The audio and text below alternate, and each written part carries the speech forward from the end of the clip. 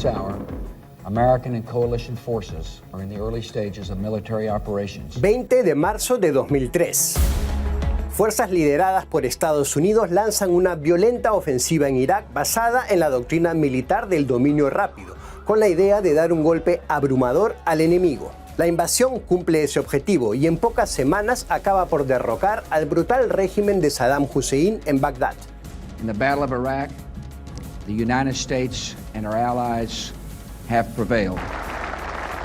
Estados Unidos, sin embargo, es también blanco de críticas por iniciar una guerra con argumentos falsos y por violar las leyes internacionales y los principios de Naciones Unidas.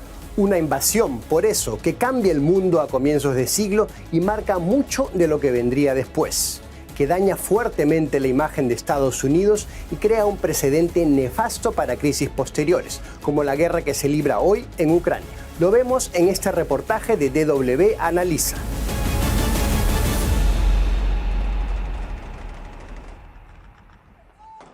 All the decades of deceit and cruelty have now reached an end. Saddam Hussein and his sons must leave Iraq within 48 hours. Their refusal to do so will result in military conflict, commenced at a time of our choosing. Con este ultimátum anunciaba el entonces presidente estadounidense el inicio de la invasión. Pocos días después, una coalición formada, entre otros países, por Reino Unido y claramente dominada por Estados Unidos, ocupó Irak por la vía militar. El régimen de Saddam Hussein, en el poder desde 1979, colapsó algunas semanas más tarde. El antiguo dictador, que había mantenido buenas relaciones con Occidente en los años 80, fue capturado a finales de 2003 y ejecutado 3 años después. Un final trágico para un hombre acusado de haber perpetrado masacres contra chiitas y kurdos, y que en 1990 ordenó a sus tropas atacar a un país vecino, a Kuwait. La operación de Estados Unidos, sin embargo, siempre fue controvertida. Washington impulsaba entonces una política exterior agresiva contra estados que consideraba hostiles tras los atentados del 11 de septiembre de 2001. La guerra contra el terrorismo de la administración Bush había puesto en la mira a Hussein, afirmando que el régimen iraquí tenía o estaba fabricando armas de destrucción masiva. Un argumento que resultó ser falso. Muchos creen hasta hoy que el gobierno de Bush engañó de forma deliberada a la comunidad internacional para justificar la invasión. Pero incluso voces que creen que había motivos para desconfiar de Hussein ven la guerra como algo injustificable. There was intelligence reports. The intelligence they were receiving said there was weapons of mass destruction. What they failed to do is the evidence was really shoddy. That was really weak evidence, right? And they should have said, even if we believe this, this is not strong enough evidence to launch a war. Just this is a kind of an assumption, or this is very circumstantial. You don't launch a war based on some very circumstantial evidence like that. Varios países se negaron en 2003 a apoyar la guerra de Estados Unidos, entre ellos potencias occidentales como Alemania y Francia, que argumentaban que un ataque militar violaría el derecho internacional. El gobierno del socialdemócrata Gerhard Schröder y del verde Joschka Fischer opinaba que esa guerra no era justificada, que se podría controlar de otra forma si el Irak tenía armas de destrucción masiva, y que no se necesitaba una guerra, que esa guerra iba a base ilegal, que no tenía la aprobación por el Consejo de Seguridad de la ONU y no era justificada. Lo ocurrido en las últimas 2 décadas en Irak ha dado argumentos a muchos de los críticos de la invasión de 2003.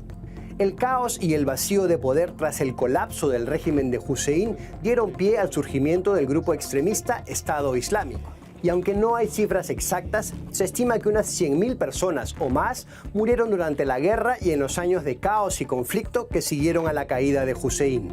Experiencias traumáticas mezcladas también con la esperanza de un futuro mejor.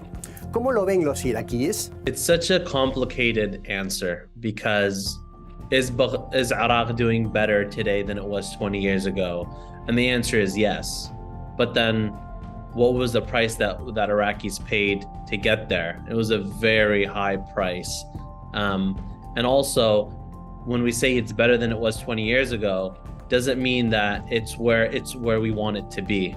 Más claro, en cambio, es el veredicto sobre el legado que dejó la invasión de Irak para la comunidad internacional, por la quiebra de las normas que debían regir las relaciones entre países tras las desastrosas experiencias de las dos guerras mundiales. Un orden mundial donde no primara la ley del más fuerte, algo que a comienzos de este milenio puso en duda justamente la invasión en Irak. The U.S. was acting very unilaterally and not really taking into account the views of others. So this was a kind of watershed moment for the rules-based international order, because if the U.S. as the main actor, right, the most important, the most powerful country in the system, isn't going to follow the rules, right, then why should other countries follow the rules? It definitely shook the international order. I mean, you're seeing it later on with the Russian invasion of Ukraine. A lot of the Western opposition are using the 2003 Iraq War to say you have no leg to stand on. So we're still seeing the repercussions internationally on the actions of the United States in Iraq in 2003. La invasión lanzada por Bush, construida sobre argumentos falsos, minó entonces la confianza en un orden mundial en el que podían primar las leyes. Y también causó un daño de muy largo plazo para la imagen de Estados Unidos.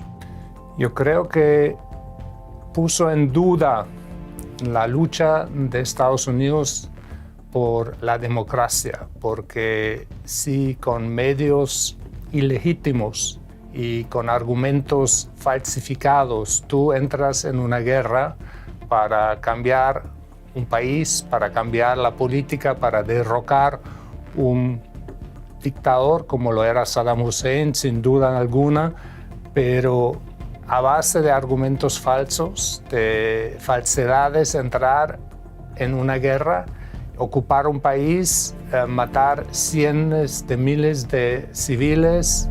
En América Latina, la desconfianza hacia Washington se ha formado a lo largo de décadas por una compleja historia de conflictos e intervenciones militares en el continente.